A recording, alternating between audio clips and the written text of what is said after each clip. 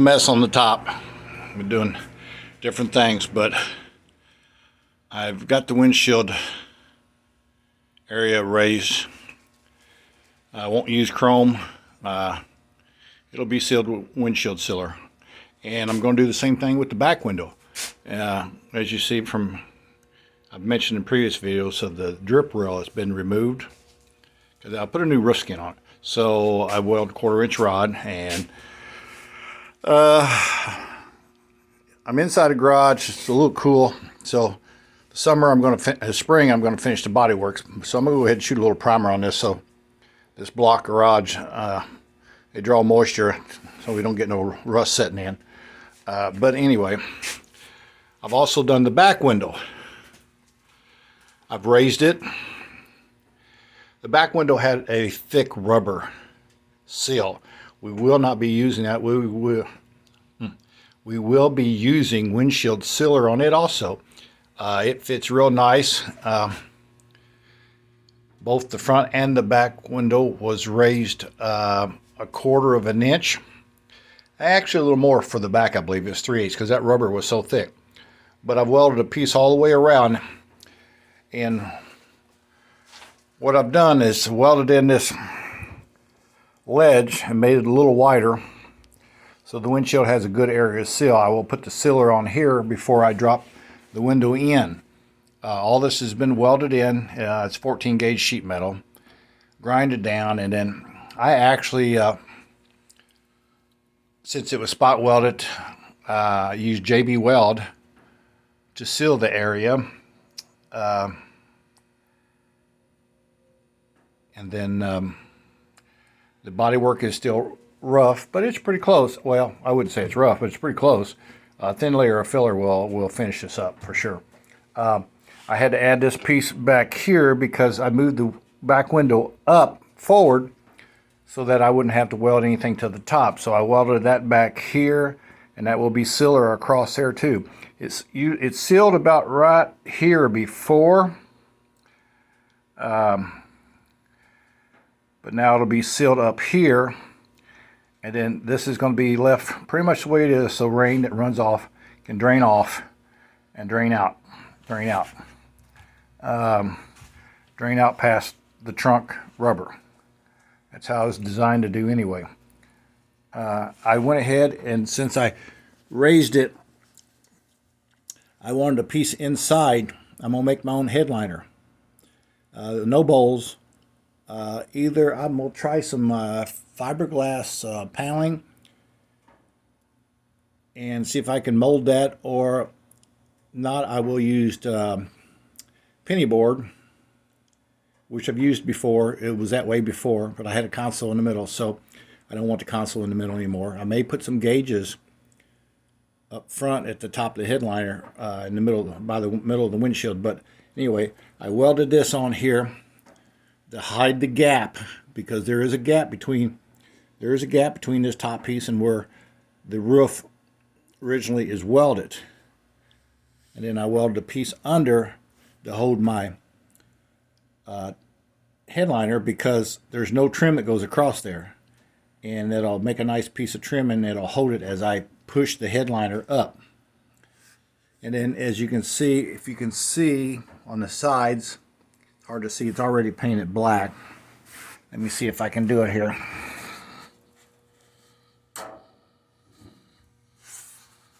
Underneath here, let me see my finger. There you go. I've done the same thing to hide that gap.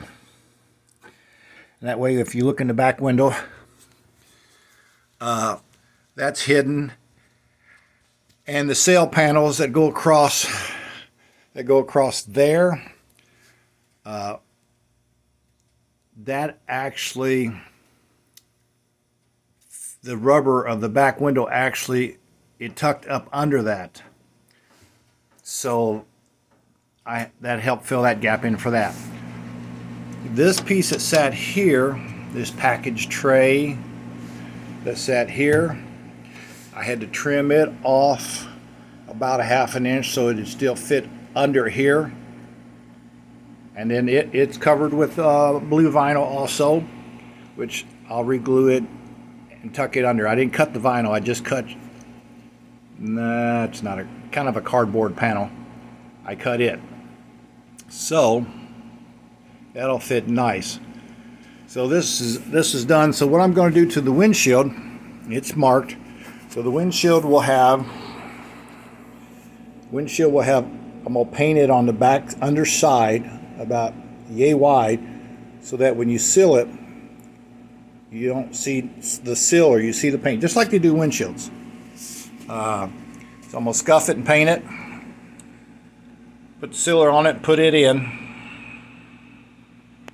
It's kind of heavy. I may get someone to help me do that. So anyway,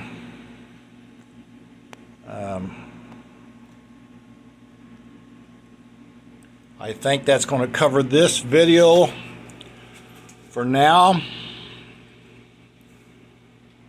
And now I'm going to work on going in the inside, welding support back in that goes in the middle,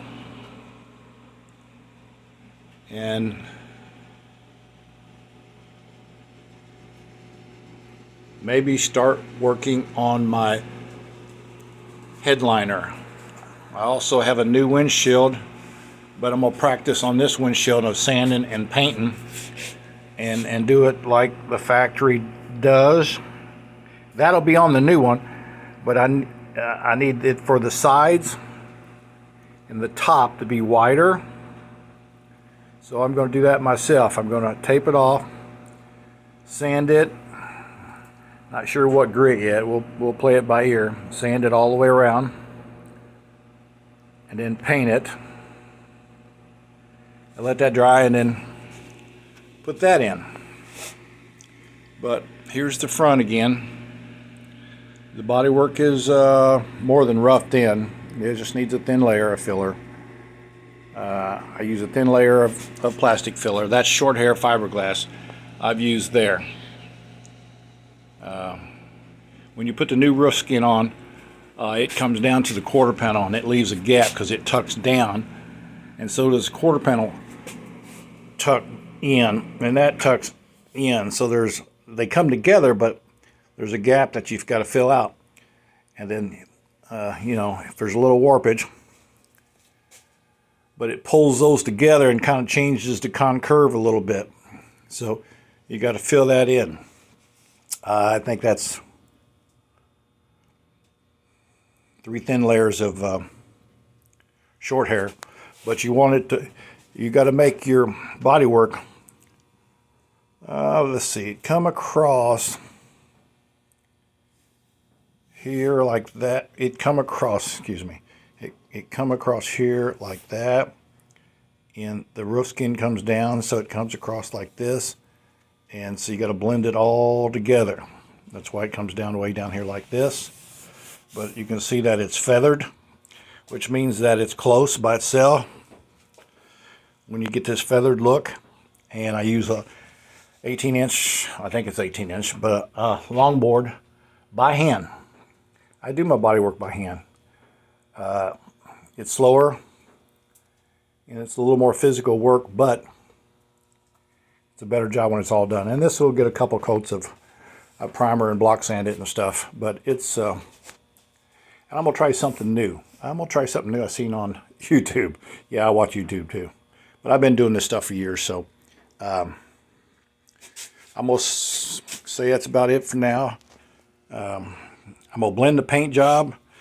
It's chrome. It's purple blue. I'm gonna reshoot that down to this line. Re-clear the whole car because I really like the rest of it. And that'll be the paint job. Those are flares I made years ago. DOT Street Slicks. They call it a wide body now. I just called it flares back then. And yeah, I cover everything up for a weld.